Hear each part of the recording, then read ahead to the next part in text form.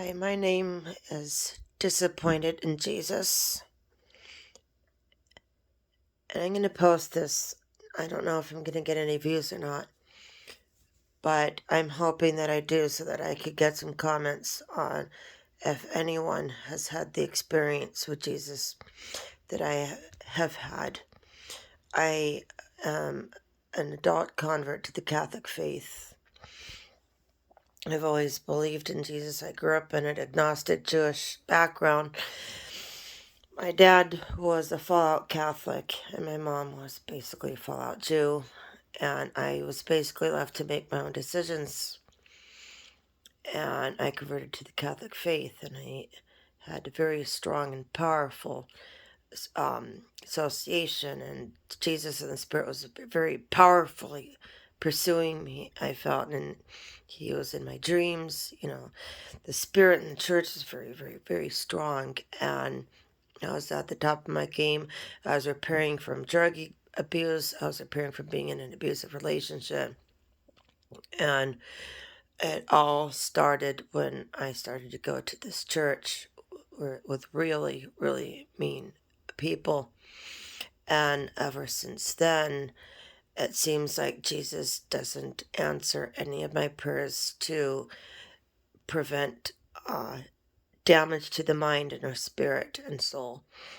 And I'm showing my altar because it's, in my opinion, this is very messed up, and this altar is a strong indication of how my spirit has deteriorated. I have had a downward spiral since 2017, and the problem with this is, well, people have a downward spiral. You have to go down to go up. I've already been down. That's why I sought Jesus, because I have already been down. I have hit rock bottom, and I went to Jesus because I didn't want to be rock bottom anymore. Jesus rose me back up, and then he did, and at the top of my game, and he let me be torn right back down.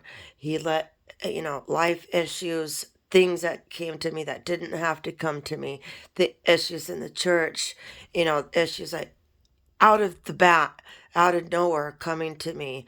All of a sudden I have a fire. I mean, I've never had who has a fire all of a sudden out of nowhere. Then, that was like strangely timed before COVID quarantine. And then, just the strangest things happening to me in the spirit, strange spiritual battles that were like crazy, like who has these problems sort of things. Like all of a sudden I develop a voice for a period of time. It's gone now, but he did not protect me for whatever developed the voice, and the voice would come in and talk right when I was about to have an emotion. The thought to emotion center, you have a thought, and then you have an emotion that corresponds with the thought. Well, the voice would come in right after the thought to cut me out from my emotion. This sent me into the deepest ditch of oppression. I mean, who has these problems? I know you're not understanding me. I don't understand myself. I don't understand the problem. And it just, who has these problems in the spirit? Who has these problems in the corporal, temporal world? And it just is basically what it comes down to the chase. He did not protect me from unneeded downward spiral. And this downward spiral was not done by my own doing. I was not done by my own doing of drugs relapse or going back to the boyfriend who hurt me. It was done by who has these problems, like painful problems. My dad just recently died, and just messed up things happened to me. Like my brothers, I don't make enough money, but my brothers had to pay for the funeral because my dad did not prepare. The lady told my dad, you have 5 minutes each for a eulogy. And we were all strictly warned 5 minutes. Corey and Jeremy had a nice preparation, and Jeremy came up, and I had a strong instinct he better come up after Jeremy because it looks like these two are a little over prepared. And then my mom sat me down, and or I was about to get up, and then my mom next to me said, "Don't forget to tell him about the goat." I was like, "Oh," and then right when I was trying to listen in to what mom was saying, Corey comes up, and it's a stupid goat story about my dad. My dad rammed his fist down a goat to get something out of it. So Jeremy had this ticket around his neck at his petting zoo, and a goat tore just ate Jeremy's ticket up. So my mom, not wanting to pay for another ticket for Jeremy, rammed his fist down the goat his throat and got the ticket out. So I was like, yeah, I guess we should. So lo and behold, Corey's at the end of the eulogy, and the lady said, "There's no more time." I had it just was devastating.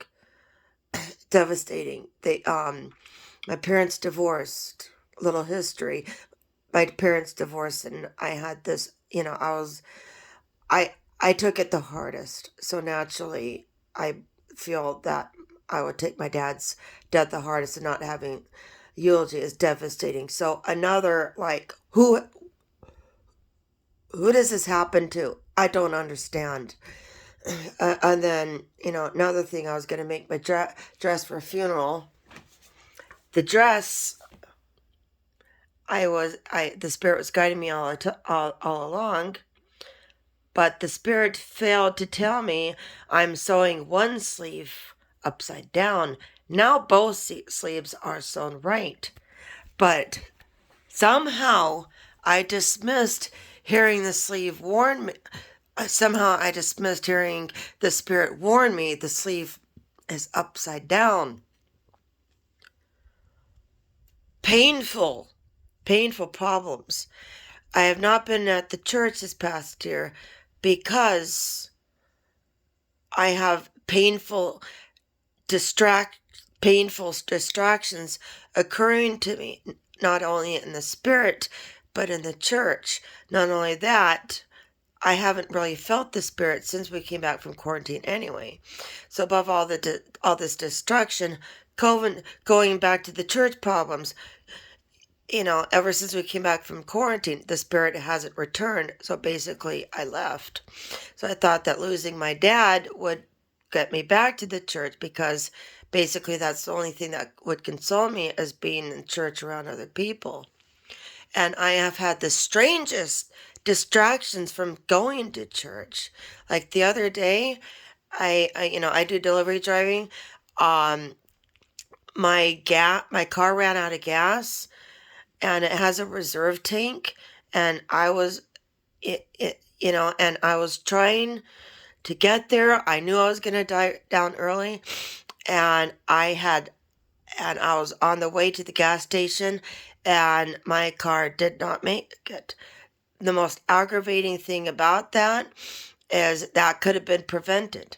The spirit could have jumped into me and warned me. This is the relationship. The reason, the spirit doesn't have to do anything I know he doesn't. But all my life, before I converted to Catholic, I've always had this communication with not only myself, but with the spirit to prevent these things. And all of a sudden, I don't. Long story short, a lot of my protection has left. I have no protection to prevent from disasters. It's like I'm having a downward spiral, and I'm not even relapsing on drugs, mental illness, or anything. And the things that have been happening to me since my dad died, it's like it includes my ability to grieve for dad. And I begged the Lord, Please stop letting these things happen to me, because if you keep letting these things happen to me, this will distract me from the pain. This is a time sensitive matter. I need to feel these things at the wake of Dad's death so I don't bury them. When feelings get buried, they resurface later on, and I have more problems later on. Please, Lord. And then since I begged and pleaded, two more painful things happened to me. I'm not talking about just another bad day. I'm talking about strange things like, why am I running out of gas? This could have been very easily prevented. Why am I being distracted from church? Why all of a sudden does my mom want to make tacos when my mom and I are enemies? All of a sudden tonight she wants to make tacos. So basically, a mom who's enemies wants to make tacos. You take advantage because you don't want to be enemies with your mom. It's like, why is he keeping me away from church? It felt good to be back at church. I had a good spirit with the church. It's like, why is he hurting me? Why is he allowing me to be hurt when I should be grieving for Dad? Why is he forcing me down a downward spiral? Why is he not protecting me from all these many rock bottoms? I mean, I know I'm not very understandable right now because I'm irate and extremely disappointed with Jesus. If I died and I was a spirit and I entered someone's dreams, they said, "Are you a Jesus, or do you love Jesus?" I said, "Of course I do, but I think he's a goddamn idiot and a fool and lack protection." For those of you who have anything to say, you're welcome.